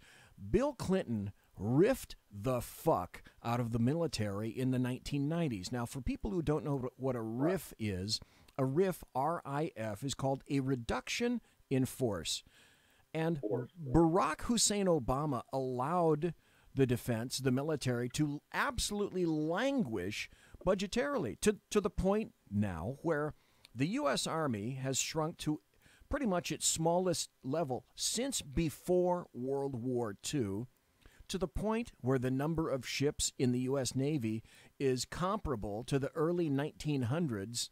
Ronald Reagan had a goal in the 1980s, and that was to achieve the 500-ship blue water navy, not the literal navy, I should say littorals, but an actual 500-ship navy. That was the goal. The U.S. Air Force right now is undergoing some of the most critical times in their history when they find that they have to salvage spare parts from other older, cannibalized aircraft. I've heard stories of them having to go to Davis-Monthan Airfield in Arizona to get parts from mothballed aircraft because they cannot otherwise find and collect parts to make the current fleet of aircraft fly. Pilot hours are plunging. Both the Air Force and Navy are desperate for pilots. And who put us there? Even NASA, because of the tech that they use for their stuff, they have to go online to buy stuff off eBay. You know, there's still floppy disks that were used on the space shuttle. People don't realize that they never really upgraded that stuff. That's why what you're seeing with the different people that are doing like SpaceX and whatnot, right? The heavy lift, Falcon Heavy or whatever it's called. All these things, that's why they said, let entrepreneurs do it because they can do it better, cheaper, and it'll probably be more technological. The black budget, you'll find this like with DARPA and whatnot. Okay. You're looking 30 years into the future with anything DARPA is doing. The military may get it, but it won't be as, how do I put this? It's not going to be, it's going to be idiot-proof. You know, you can give a private a rubber mallet and he'll destroy an M1 Abrams tank with it somehow. It's just, that's what happens. Okay. So they got to make it really idiot-proof. But the thing about it that I was trying to get at, I guess, is just like with contracting. You know, we make a lot of money. Well, you know, contracting is just a euphemism for what I do, but you'll pay a lot of money, but your bang for your buck is in the short term. When you were talking about the RIF, what you might not have seen was also they did a BRAC during that time. That's a base, realignment, and closure. Oh, yeah. And that's where Fort McClellan got shut down. Yeah, we lost McClellan and we lost Mather in about the same 3 to 4 to 5 year period. Right. That's when it all started. And it was done by Clinton. And then I don't even want to say what, I don't use his name. But the last resident of 1600, he did everything he could and almost did collapse this country. Well, and you could, I'm not making excuses. You could likely tell me this is true because I would wager that you have the perspective. I don't think we've had, and please, I'm asking you to correct me if I'm wrong, I don't believe we'd had up to that point heretofore as large an officer drain as we had during the 8 years of Barack Hussein Obama because of the ridiculous societal changing policies that he decided to implement and shove upon the military. No, it wasn't even just the military. And there was purges of the military reminiscent of Stalin, actually, in my opinion. There was also demonstrations of valor that will never be known on certain issues I'm not going to get into. But what I will say is you can see it now. Look at the holdovers of DOJ and FBI and how what was once vaunted as the most honorable, the most integrity of all law enforcement agencies, the daggone fucking FBI, now is looked at as a bag of shit. And everybody always wants to say, oh, well, not the rank and file. You know what? The rank and file knew exactly what was going on over their heads, and they said and did nothing about it. There have been whistleblowers. With Gunrunner, there were whistleblowers in the ATF. I will give whistleblowers credit that did this during Obama because that took balls. He was prosecuting everybody that was outing stuff. They went to prison for it. And then you have the person who challenged our current president, Donald J. Trump, doing stuff with a homebrew server, mishandling classified information, all these things that you would still see me in prison for if I would have done that. You and I would be doing time together in different cells in Leavenworth for a pittance, a fraction of what the Democrats and the leftists have done up to this point. Now we're going to have to take a break. Yep. We got about one more minute to the break. When I come back, I want to ask you if there's any nexus or coordination between this scenario, because these days of greater concern to me are the recent naval collisions at sea, the helicopter crashes we've been watching, the aircraft crashes and the fighter crashes that we've seen, cargo planes going down and crashing. I can't help but think that this comes down to fundamental maintenance and training, and the lack of funding for any and all of this has literally, and now we're seeing the results, is now placing, folks, your brothers, your sisters, your friends, your relatives, maybe even your family in jeopardy. Thank you, Barack Hussein Obama. We'll be right back. Conservative media done right. You're listening to the SHR Media Network. Hey, it's Sean from the Sackheads Radio Show, also one of the owners here at the SHR Media Network. Are you opinionated? Have you ever wanted to do your own show? Have you ever heard somebody like the Sackheads and go, yeah, I could probably do that better? Well, now's your chance. Send me a 5-minute clip at sackheadsradio@gmail.com, and maybe you can be part of the SHR broadcasting team. sackheadsradio@gmail.com.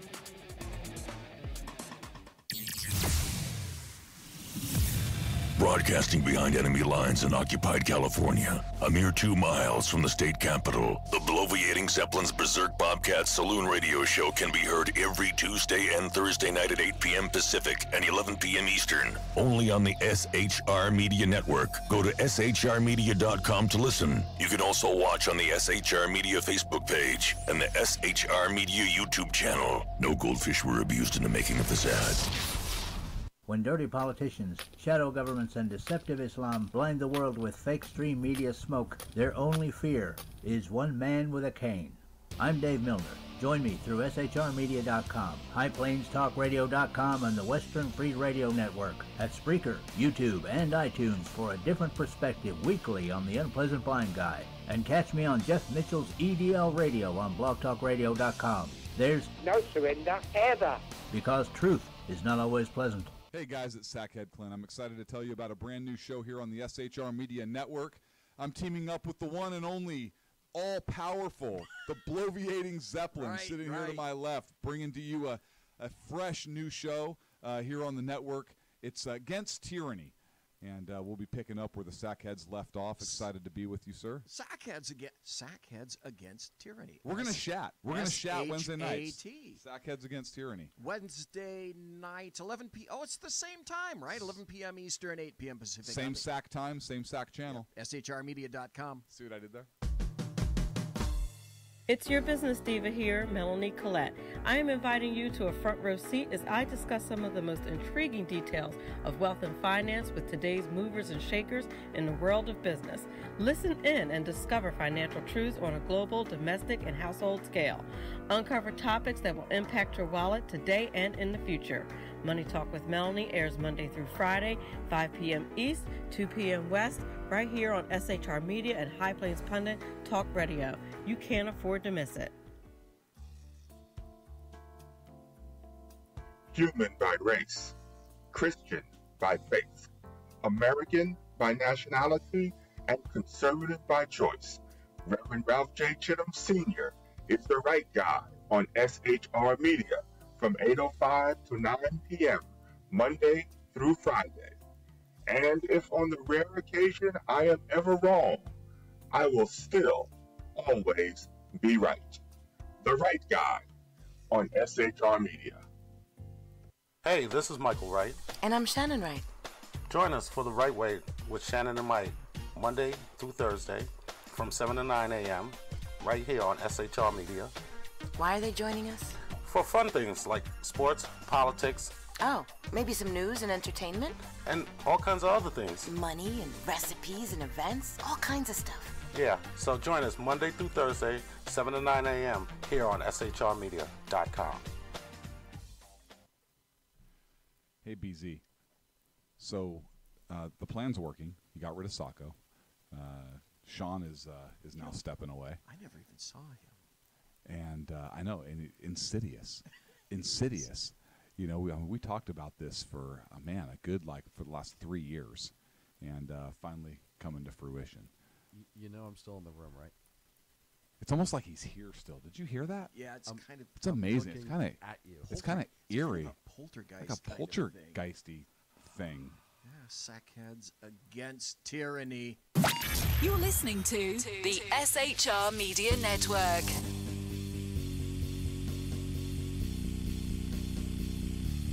Ladies and gentlemen, boys and girls, children of all ages, it is the final segment, the final half hour of the Bloviating Zeppelin's Berserk Bobcat Saloon radio show.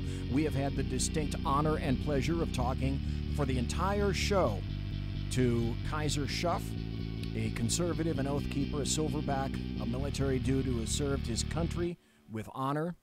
And it's been my definite pleasure to have you on here tonight, KAISER SHUFF, who has his own show, Kaiser's Castle. You can find his YouTube channel, Sword Point 9. Go into YouTube and then search for Sword Point 9, all lowercase, and you'll find his YouTube channel. And while you're there, get in there and subscribe to it, and then listen to his fireside chats at Kaiser's Castle. So again, thank you tonight. We were talking before the break, Kaiser, that I believe that there is a distinct and clear connection between Barack Hussein Obama and his disastrous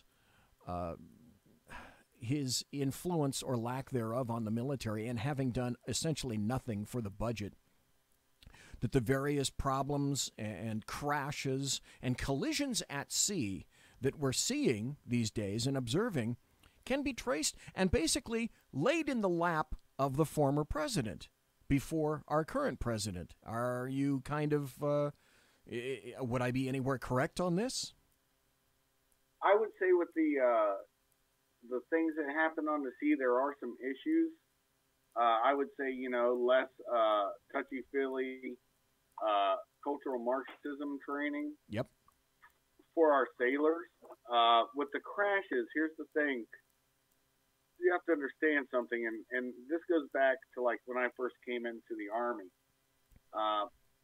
There was a lot of people that died places overtly, and it was always done via, there was a crashed helicopter, a crash this, a crash that. Vehicle crashes were another common thing, and it's how you explain away. Look, for me to die, there was one guy, Farrell Jundy, you can look up his blog, that used to track contractors' deaths, and they were 1 for 1 in Iraq during the time I was there. Every soldier who died, there was a contractor who died. But the thing is, we're our country's scapegoats. They don't have to acknowledge us, and they shouldn't, okay? We revel in this. This is kind of why we do it, because we enjoy this, okay? But Farrell Jundy did keep track. But see, for a soldier, and this is very important, a soldier, sailor, airman, or Marine, for one of them to die, that is a national treasure. It's a national crisis. It should be that way. Yes. They're young men. They are a part of our treasure as a nation. They need the honor. They need that. But the problem is, if you're using them in a way you can't really talk about, then it's going to be chalked up to a crash of some sort, in all honesty. Okay. I understand what you're saying. This, right. The sub-rosa subtext of what it is that you're saying, but I cannot help but be convinced that, at least in the military, in the naval collisions, that the right. OOD, whoever was the OOD that night, because you're ultimately right. It rests on the shoulders of the captain, wherever he or she may be sleeping, no matter what happens. How do you allow a ship in naval ship handling to come even close when you are smaller and more maneuverable than, say, a Maersk container ship? I believe it's lack of discipline and lack of training, and that is affected by budgets. That's just one example. Well, see, like with one of the collisions I know, I heard it explained, and it's exactly correct. Like I said, I did a rim pack, but I didn't have the same experiences as this one gentleman who talked about it. His name's Matt Bracken, because I actually wanted to figure this out. And Why? He actually did it. Why does that name? That name sounds very familiar to me. Matt Bracken. He's a former Navy SEAL. Okay. Anyways, he puts it succinctly. I'm going to probably fuck it up. But let's say you're going 10 degrees starboard, and it looks like you're going to pass at your speed and their speed, and it's not going to be an issue, okay? But even the watch officer may not notice a shift of just a couple degrees and a little bit of a increase of speed. Well, that just changed the entire equation. And that's probably how those have happened. And you're not going to see it in enough time to make you may not see it in enough time. It may still look like you're going to pass and he's going to pass and everything's going to be fine until it's not going to be fine. And at that point, you won't have enough time to, take yourself out of that danger. And it's logical by the way he described it. I probably fucked it all up. You guys listen to Mac Bracken's talk on it. Let's shift gears here just for a second. I was not a Trump guy in 2016. I became a Trump guy, however, on November 8th. And the more that he is assaulted in terms of literally everything he does, the more I find myself doubling down for him when perhaps maybe I shouldn't, and I continue to support him. I have literally, Kaiser, I have never literally in my 7 decades on this planet seen an American politician, much less a president, attacked so constantly, so fervently, with such venom, with such hate and despiction 24/7 by leftists, the Democrats, and what I term the American media maggots, plus all 3 of those elements, plus what I freely admit is the deep state. Now, again, I would refer people to go back to Sword Point 9 on your YouTube channel and listen to your weighing in on the deep state. I think, we know that there are 3 branches of government. We know that there's the legislative, the executive, the judicial, and I submit for everyone's approval, perhaps yours as well, is that there is now a 4th branch, a co-equal branch of state called the deep state, which occasionally has as much power, though it never should, as any one of the other 3 branches of government. It exists. Yeah. It exists for no reason other than to keep itself well-funded, well-fed, in power, in control, in perpetuity, precisely like the current Democrat Party. There exists a deep state. It does exist. I put it, it's a longer rant, but I put it pretty succinctly. I can put it pretty succinctly here. Where I talked about the deep state, it used to be called the shadow government. Okay. Okay, and everybody, that's conspiracy theorist bullshit, right? No, it's not. It's always existed. It's always existed. And the old adage of when you're getting flack, that means you're over the target really stands here. Yes. Because Trump, here's the thing, people don't understand what Trump just did. And I don't think people realize, I think he did this with purpose. I use the adage of me being one of the ringmasters in a 3-ring circus of the shit show. Okay? Okay. Now picture him as being the circus master, the guy who's getting you to come into the tent. He's opening that flap so you can peek inside. Whereas, because of my position in different things, I mean, I've been to a G8 summit. I've done a lot of stuff that you guys, I've done some stuff. Right. And I've seen how these people, even internationally, talk about the unwashed masses. And our politicians are probably the worst fucking ones of them. I'm going to be very frank with you. And so he's opening the flap for you, the uninvited, the non-ticket holders now, to look in. And you're seeing exactly what it is. It's the SES, Special Executive Service. It's also your GS-15s. They're civil servants, to be sure, but their job security is there forever. It is. Until they get... Yep. And that is the deep state, because Trump's going to be here 4 or 8 years.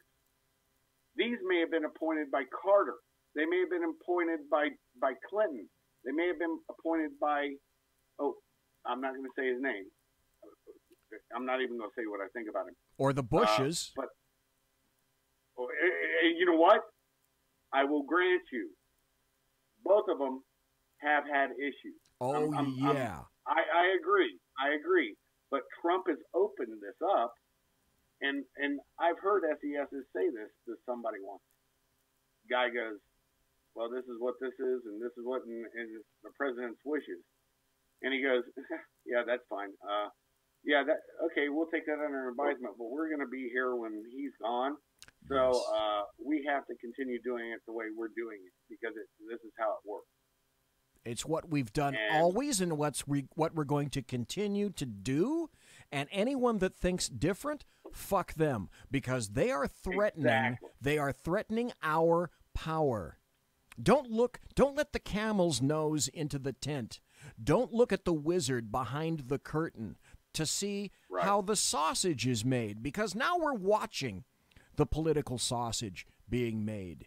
And the curtains are being pulled back slowly and resolutely, and we're seeing finally how it actually functions, or perhaps better, the massive dysfunction in the system. And the American people are not liking it. No, that's they're not. The thing. They keep saying this blue wave. I think that blue wave's not going to happen, and that's why nobody's really raising flags with Pelosi, saying she's going to be the next speaker again. I don't think it's going to materialize, and it should. It actually should, because it always happens in an off-year election. But I think the American people, when you have somebody like Kanye West coming out and saying, break the paradigm. Oh, my God. Get off the fucking Democrat plantation. When you have somebody like that doing it, that moves people. It does. And then when you see all the pedophile arrests that's been going on, look, New York City, this is something nobody's even talking about. New York City police, they made copies of everything on Wiener's laptop. So they have the name. You haven't seen it made national on how many pedos have been arrested. And trust me, they can throw that on anybody's computer, yours, mine, whatever. If they want you, they'll do that kind of crap. But we're talking legit stuff now, right? Now you're seeing an actress from Smallville involved in pedophilia and flying people out to a certain island. You're right. You're seeing all these things, but they all seem disconnected. How many in L.A. did they arrest? It was like 700 and something about a year back. So all this thing seems disjointed, and that scares them too, because that is a part of the blackmail process. What's the old adage they used to say in the Senate and the Congress? Don't get caught with a dead girl, and don't get caught with a live boy. That's what the fuck they used to say. In the Middle East, it's don't get caught with your favorite goat. I didn't say that really. Yes, I did, as a matter of fact. Yeah. Let me ask you really quickly, because one of my good dudes who served, he worked for me when I was a sergeant, and one of the first things that I can remember him telling me, he just got promoted to lieutenant last week, the bastard. Cool. One of the first things that he told me, however, is when I went to the Middle East, and I went during the Gulf War, just like you, he's about your age. No, he's a little younger than you are. One of the first things he said is, I discovered an amazing thing that no one wants to talk about in terms of the Middle East version of practicing Islam. And that's this. Boys are for pleasure and women are for procreation. And no one wants to tell you that. And he said he was absolutely shocked when he discovered that, because that's a secret that no one wants out. That he's not far off on that. I don't really want to go in depth on that, but I mean, I can. I mean, it doesn't really. It's not an issue to me, but here's the thing, man. I don't know why I threw that in. I just threw it in because I happen to be thinking about it. No. He's not wrong. Islam is and this is why I don't want to. I always tell people on my show that the people's politics do not reflect my politics, and my politics are, well, I'm just to the right of Genghis Khan. Yeah. But the thing is, I mean, I'm out there. But by my political thought process, that is a problematic religion, and I just don't want to get you in trouble. You are being so kind. You are really tamping down the issue, and maybe I shouldn't have raised it in the first place, but I kudos to you. Kudos to you, KAISER SHUFF, for being so kind in terms of that quantification. Let's continue. We only got about 7 or 8 more minutes before the absolute end of the show. You already gave me your thoughts on the midterms. What are your thoughts on the current iteration of, first, the Democrats? They're Marxists.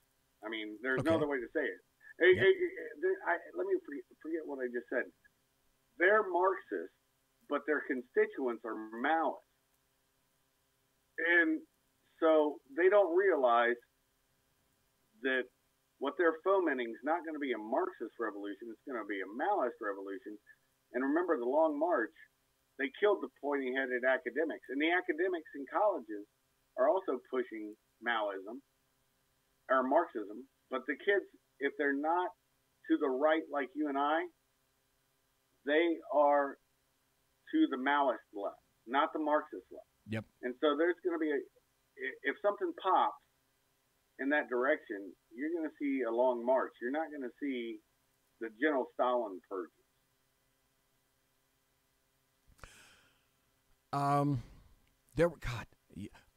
First, I was going to ask you this at the end, but I'll ask you this now.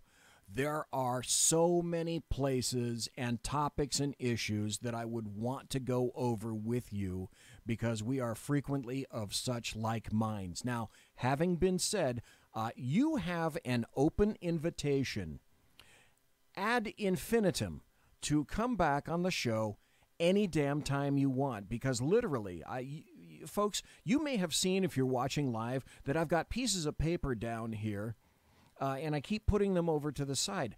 I have had so many questions for Kaiser, and I haven't been able to get to a literal fraction of the topics and the points that I would like to have addressed tonight. But before we go, I want to make you aware of, just like yourself, I am certain of this, you are an ardent and avid and almost a frothing supporter of the Second Amendment, because absent the Second Amendment, we have no First Amendment. And when the First Amendment is gone, this country falls. And when this country falls, the rest of the planet and all the other nations are in jeopardy. I'm going to read to you, sir, an op-ed piece that just came out yesterday in USA Today, which sent me 210 over 190. Because it's finally revelatory in terms of when leftists, Democrats, and the American media maggots are telling you, we're not here to take your guns.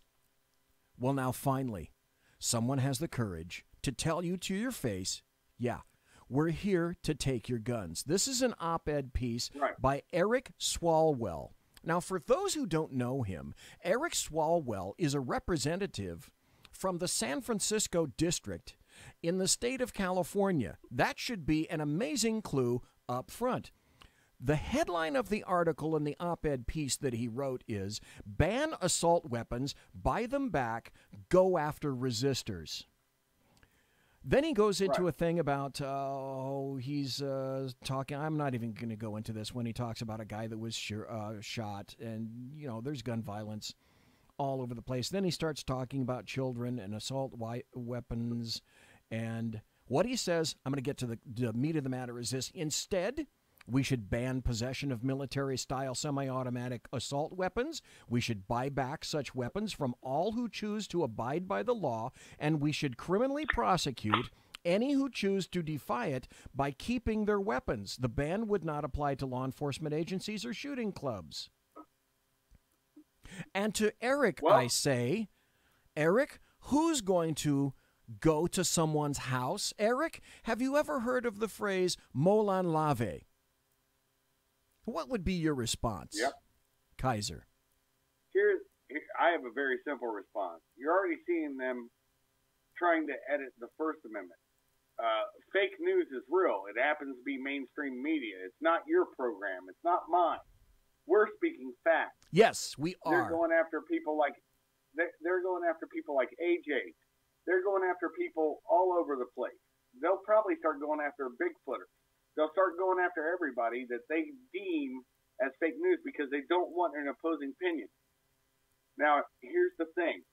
This is a tricky thing. If they do that, that will be Molan Labe. That says a lot. Come and take them.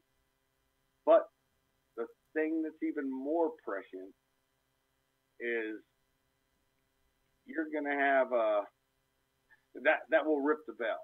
That will rip the bell. That won't even be a slight breath. Like I said, a breath could take that bell and make it go away, or a slight whatever. You are talking. They actually physically pull that bell down, and you don't want to see what that looks like.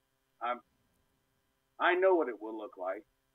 You've seen it. And it's not the sticky, wet, masturbational thoughts that people have that are like, oh, Civil War will do this. Look, it's the cities versus the countryside. That's exactly the problem is the countryside, there's such a thing called sewer pipe, and they will bury their guns. And you're not going to get their gun. And it will be a law enforcement military drain that no nation, look, you have 300 million Americans. There's something like 370 million firearms in the U.S. You're going to take them all? No. It's undoable.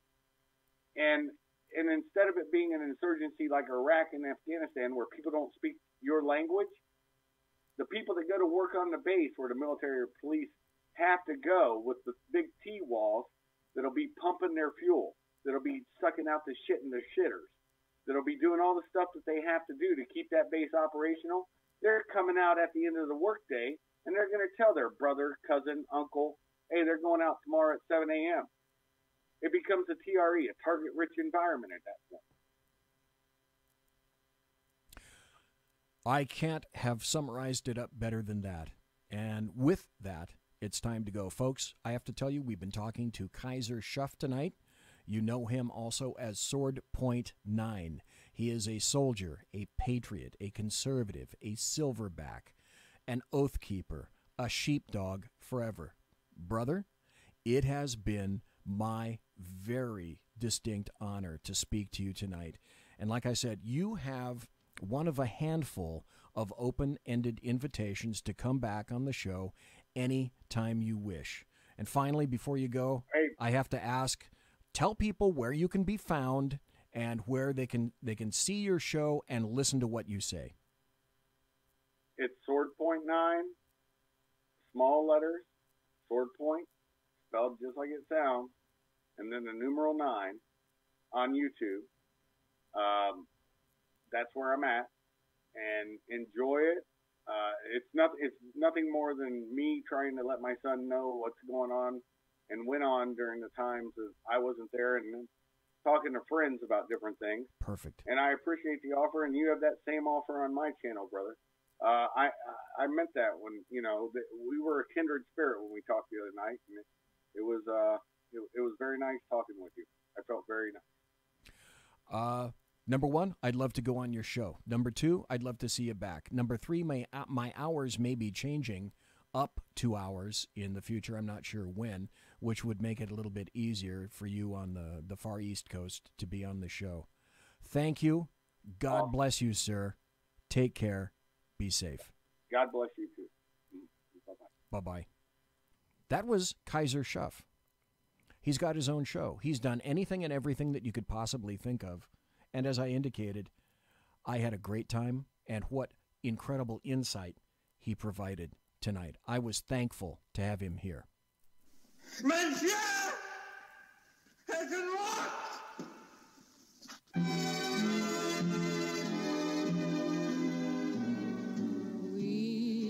Ladies and gentlemen, boys and girls, children of all ages, thanks for listening to the Bloviating Zeppelin's Berserk Bobcat Saloon radio show, live and direct here on the SHR Media Network.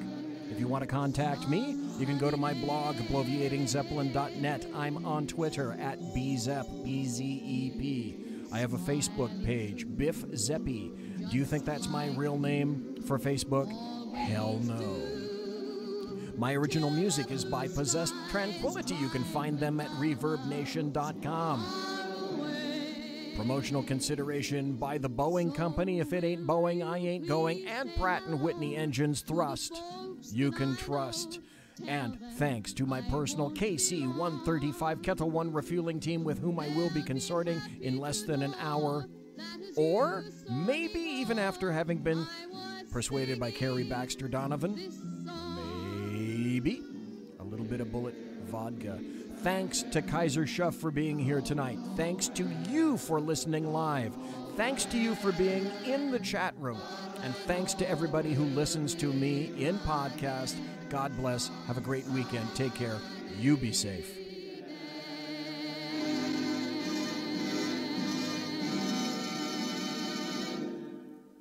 Everybody quiet down now and get some sleep. Good night, everybody.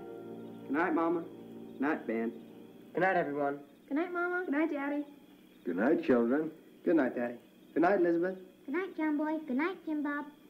Good night, Jim Bob. Good night, Jim Bob. What's going on? I was asleep. What's everybody doing? Good night. Good night, Jim Bob. Go to sleep.